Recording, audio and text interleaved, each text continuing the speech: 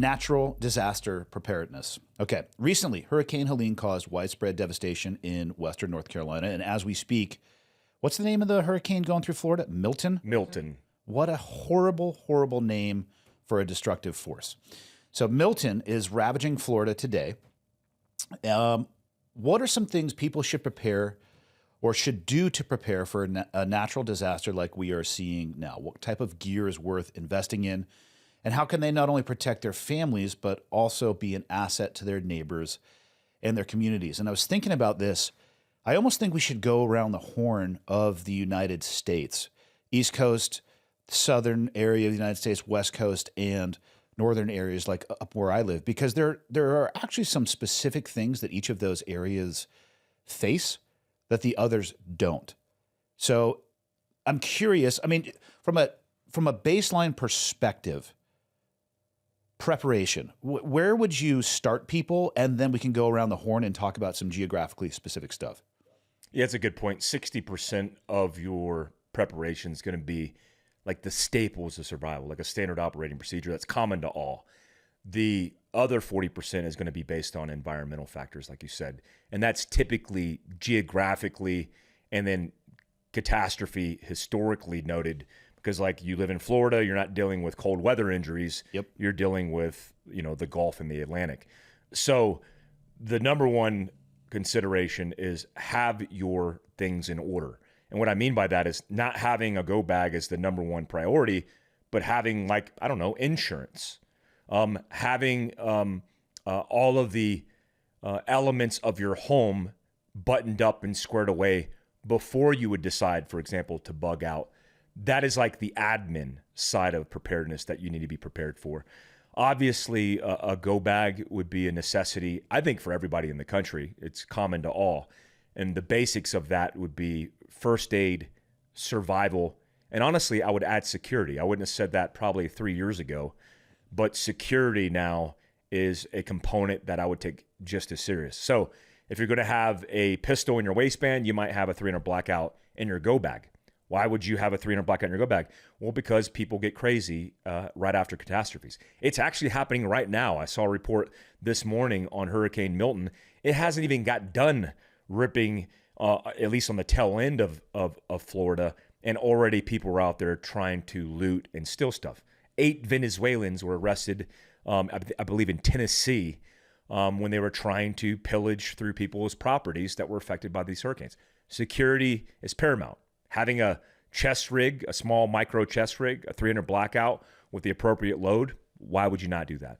Survival, basics of survival, water and fire as a priority, signal, communication, those are huge components.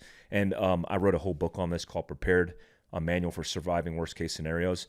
And also first aid. First aid's hugely important. It's something that we don't really focus on because it's not as cool. Having a loadout of not just what you're going to use to protect yourself, like a tourniquet, a stop the bleed kit, but having it for your family, and potentially if you're a responsible citizen, having it for people that you come across. You might want to have a robust first aid kit. So first aid, survival, and then certainly the security. And then, we could start off with you. The other 40% would be environmental factors. For example, you live in near Glacier, which is the northern part of Montana. Yeah. What would you add to a basic go bag, the staples wise, to benefit you and your environment? Well, I was thinking about the U.S. and the different challenges geographically. So for us, we have a legitimate winter, right? It's in many, call it where I used to live in San Diego, winter would mean a slight change in temperature and we would get a little bit more precipitation. Where I live now, 60 miles from the Canadian border, winter means precipitation comes in the form of snow, sometimes in inches, but sometimes it'll come in the form of feet, and often the temperature can drop well below sub-zero. So there are different complications, and I think we see this, probably Lake Tahoe is a great example of this. 2 years ago, I think there was just a catastrophic snowstorm. I mean, they were skiing until August, I think, the following year. But you're talking about people who are now locked in their home. They can't move because the infrastructure of where they live, they couldn't even clear the snow to move. So now you're kind of locked in place. Power becomes an issue at that point. Warming becomes an issue at that point. Like you said, the basics of survival, you still have to have food. You still have to have water. I would say for where I live, and I'm not an expert in survival by any stretch, but in the winter months, anytime I get into my vehicle, I have a bag in that vehicle, and it's not, I'm not looking to use this, but I recognize if you go out in an environment that's in sub-zero temperatures and you have a vehicle issue for whatever reason, and you're out there driving around in shorts and flip-flops because your heater is on in your vehicle and you have a quarter of a tank of gas and all of a sudden you drive off the road or you get run off the road because you're avoiding an animal, your world could easily be turned upside down. And I use the example of shorts and flip-flops because my 19-year-old son, that was his preferred driving attire in his little vehicle when he would drive around in Kalispell. And he would always say, well, yeah, I'm just going here or I'm just going there. And both Leah and I would say to him, that's great, but what if you get stuck? And I think we talked about this at some point in time. There was a storm in New York where a woman died hundreds of yards from her house because she got trapped in a vehicle. And that spawned these conversations with my son. So for me in the northern areas, I have the ability, if I need to, at least to survive in the swings of extreme temperature. And oftentimes that's just going to be additional clothing, even, a down jacket, something for upper body or lower body. And I'm making sure that my footwear is appropriate if I do need to walk in those environments. And that's just in addition to the basic levels of survival that you talked about, food, water, having those things at my house. I would also add where I live, given the temperatures and the power that can go out with that, a generator during those months, a serviced generator, not just owning one and having it sit there on the shelf for 2 years and hoping that it starts when you pull the thing. Not a requirement, but I would say it creeps towards that place of being a necessity just because of those changes in environmental temperatures. What would you add? I would add auxiliary fuel for sure. I mean, one of the issues with these hurricanes, Hurricane Helene and Hurricane Milton that are happening now, which happens all the time, it's just more reported on now, is these pumps are fueled and generated by power. And if there's no power, you're not getting these things. Even in the evacuation order that came in Tampa Bay, there were gas stations that shut down because they said once they're out of gas, there's no logistics train and these trucks come in to resupply it, especially during the hurricane or even post the hurricane. Once it gets opened back up, maybe a week into it, you'll get fuel. So if you're not stockpiling fuel in some form or fashion, and I say fuel, not specifically gasoline, because I'm talking about everything. I'm talking about rudimentary fuels, even kerosene. You're looking at propane. All of these things are essential because a 500-gallon propane tank on a 7 kilowatt to 22 kilowatt generator could power your house for potentially months, especially when you're segmenting the power. So having an auxiliary tank at a minimum, a jerry can on the back of some adapter, some Rotopack on the back of your vehicle, or have an auxiliary tank. Titan fuel tanks makes a tank. It's about 30 gallons that goes underneath where your spare tire would be. And if you want to get more robust, Long Range America has tanks that basically replace your tank and can add 30, 60, 75 gallons of fuel. That's a lot of weight, so you got to have that taken into consideration. But man, I used to go around with a 75-gallon auxiliary tank in the truck bed of my diesel truck, and I can go thousands of miles without getting gas. People in rural Montana, rural Idaho, they know that because they're used to commuting between those points, and that could often be hundreds of miles. So I would definitely add that as something that I would add to the preparedness plan. So you mentioned Florida and what's going on, so let's just go east. I'll call the East Coast, again, they have the ability to be impacted by weather systems like what's going on right now. Of course, as you get farther up to the Northeast, it could have that temperature, but I'm thinking more specifically that Atlantic seaboard as it wraps down towards Florida. Hurricanes, tropical storms, beyond the basic level of survival stuff. I mean, they're encountering winds, substantial amounts of water, flooding. What would you add to a basic survival kit to deal with those type of situations? Yeah, Hurricane Helene is the great example of reinforcing this. This has always been my answer, but Hurricane Helene specifically because the Appalachians, what was unique is there was a tropical depression over the area dumping a lot of rain, and then this hurricane swept through and dumped 14 additional hours of that rain, bringing up all of the rivers and breaking the levees of 30 plus inches of rain. This caused, from the torrential downpour, floods that basically wiped out entire towns. The death counts in the hundreds now. It's likely to go up by another 100 at least because there's that many people missing. The number one thing I would add is communication. The one thing that fell apart because power that's powering the station, the tower, is going to be shut down. Yep. Even if they have auxiliary power, many of these stations were wiped completely out because the infrastructure that held the actual antenna was ripped down. And then you had people for a week, and still even today, weeks later, there are people still hoping that their loved one's alive, and they're still recovering people. 2 days ago, they recovered a couple that was sitting in the mountain by a private R-44 helicopter pilot. So these things are so important, and I basically set up in a PACE plan, a primary, alternate, contingency, and emergency plan, which is an acronym for redundancy. The primary in this case would obviously be your cell phone, but the alternate, I wouldn't even go alternate ham radio or some kind of RF basic communications. I would do a sat phone. I would do some Thuraya. I would do some, even if it's a BGAN, which is an antenna, or a Starlink, a portable RV Starlink, which I have. If you have that in a Go pack, you're not going to have it in a Go bag on your back. But if you have that, then you have the ability with your device to be able to communicate to loved ones, to first responders. There were people in harm's way using landlines because they were the only things that were available, that were calling the radio station or the TV station to communicate to first responders because 911 didn't even work because the entire infrastructure was shut down. Yeah. People who had cell phone infrastructure were having to text 911 because their actual voice system shut down. So me and you do this all the time. We talk about this all the time when we go hunting.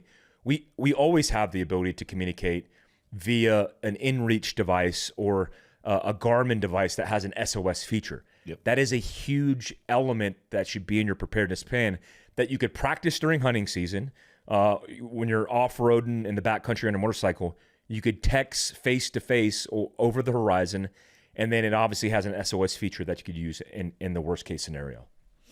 So let's wrap around, the Gulf kind of shares a lot of the same issues when it comes to tropical storms, hurricanes, those things. But they also experience extreme heat in the summer months. So what would you add from a preparedness perspective if you live in an environment that could have a huge swing and then sustained extreme heat? Yeah, that's a good question because a lot of Americans in that part of the country don't think about these things because they just don't deal with some of the catastrophes that impact them. And especially when it comes to, like, for example, a generator. People in Florida get it, but I grew up in North Carolina and Florida, and we never had generators. People are learning that the hard way now. And that generator is so critical to so many components of your survival because in a heat wave, power can go down. And then if you have the stacking of catastrophes and disasters, well, then you have the worst case scenario. You have a recipe for disaster. So the number one recommendation would be not just any generator, not just a gas generator you can get at Costco, but I would recommend a Generac 17 to 22 kilowatt generator. Now, the cost of generators has gone down, but the price of installing them has gone up. I've known this recently in the last 2 weeks. My generator for this house that I plan to do content on my YouTube channel is a 22 kilowatt Generac. I would say probably about 5, 6, 7 years ago, because I used to own it, that same generator was double the price. That generator now on Amazon is about $300 to $3,500.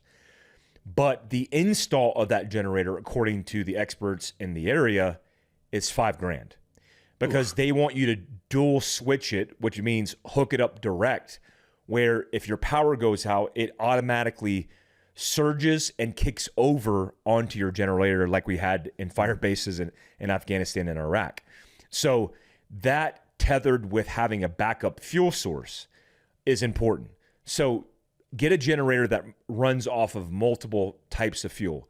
The best is going to be gasoline or diesel and propane, a clean gas.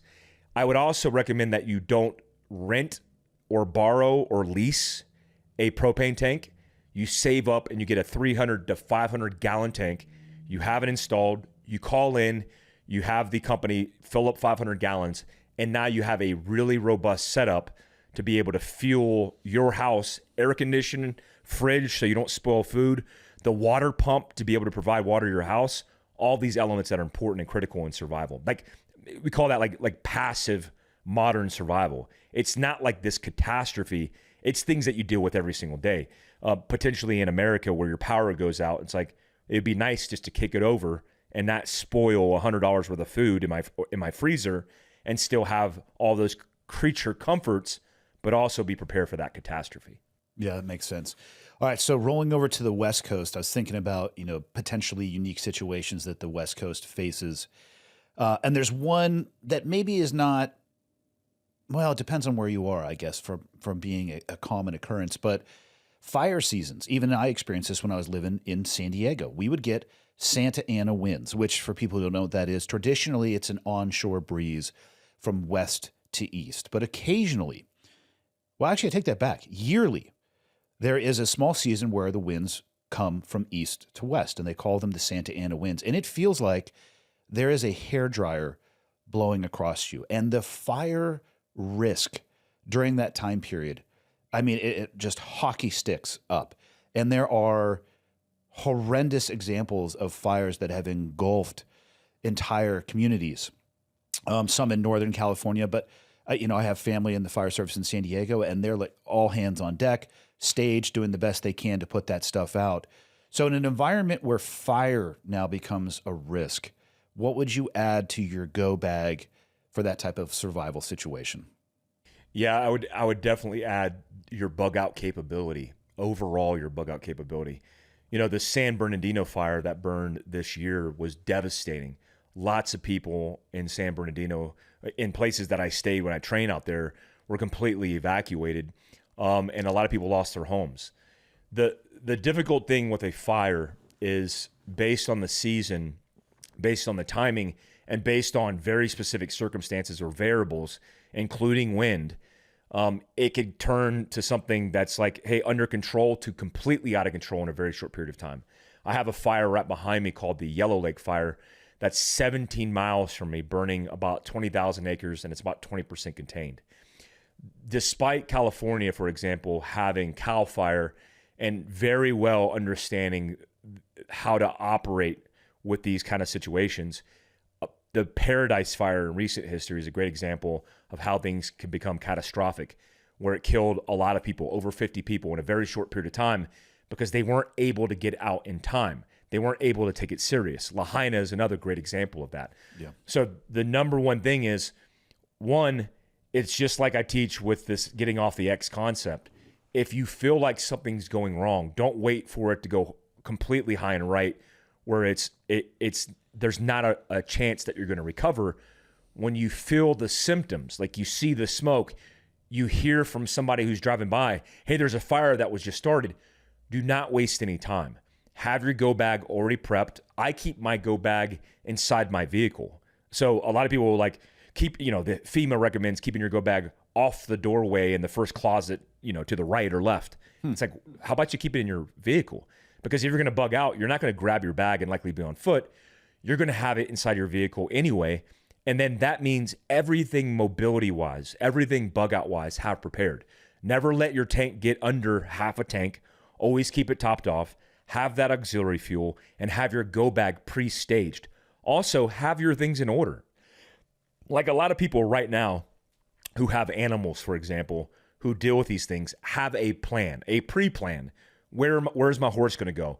Where are the dogs going to go? Are we going to be able to take the cat? You're working all of these things out in advance. The last moment in Paradise, there were people who perished because they tried to go back into the town, into their houses to rescue their animals, and they paid the ultimate sacrifice for that. You do not want to go through that. One, I hate to say it, leave your pets behind, worst case scenario, and let them attempt to fend for themselves, or have a plan. Pre-plan this stuff in advance, and then exercise that with your family. Say guys, hey, we're going to do a rehearsal once a month where we're going to get all of our stuff in a vehicle. I'll say it randomly over the phone. This is what's going to happen. If we don't have communications, we have a rendezvous plan, and we're going to bug out together as a family, get out of town and do a little mini vacation. Make it fun for your family, because it's certainly not going to be fun if you're not prepared. Yeah. Yeah, I think, and maybe to wrap the topic up, I know you touched on this, but I think the ability to communicate, it can't be overstated. And I'm going to provide some examples of products that I have used in the recent past. I'm not trying to make this an endorsement.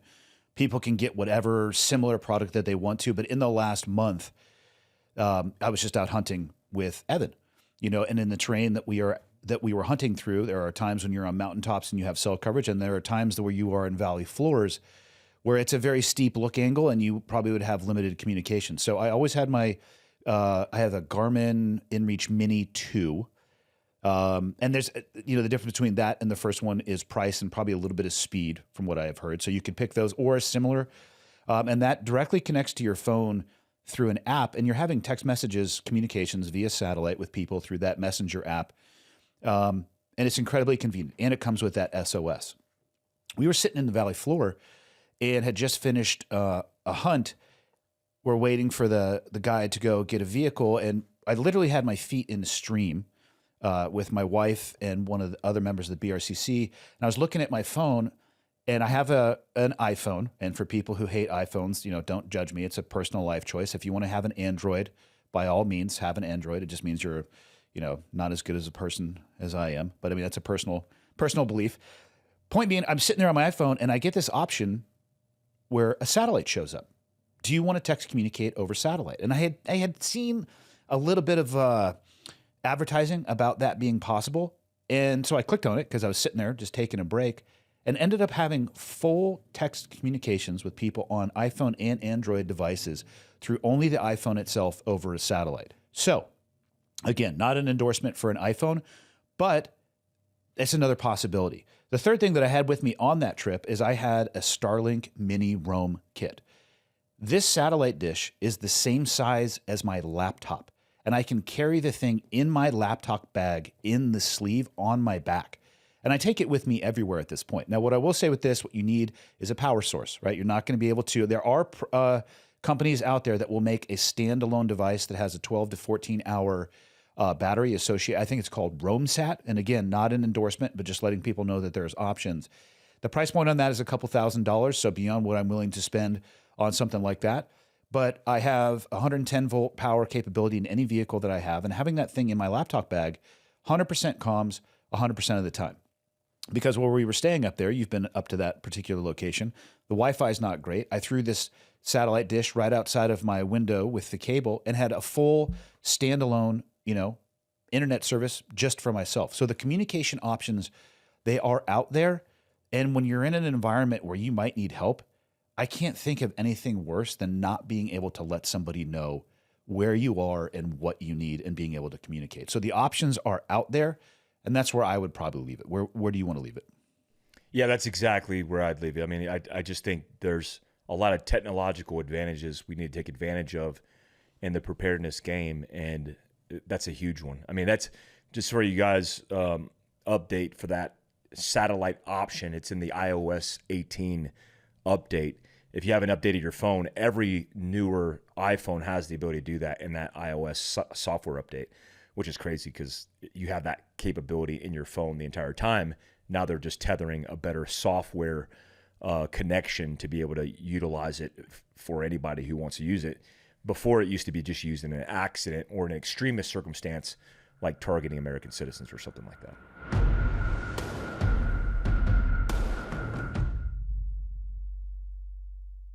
Order now. The two women who were killed and found dismembered in Juarez on Sunday were from El Paso. On the southern border, there is a legal concept known as reasonable fear, a lifeline for those fleeing violence. A Texas couple was found tortured and murdered. Police say so far this month, 11 women have been killed in Juarez. And then their bodies or body parts offered up to Santa Muerte as an offering. She represents death. In this special Borderland docuseries, I take a deep dive onto true crime stories. Join me as we uncover the truth about the fear behind the crisis. This was a group of powerful people. Never been seen before in Mexico. Evidence of ritualistic elements. We ended up rescuing almost 200 kids. The discovery of multiple women in mass graves. They're almost in every state. When you put it together, you have an economic extortion map. But even more violent.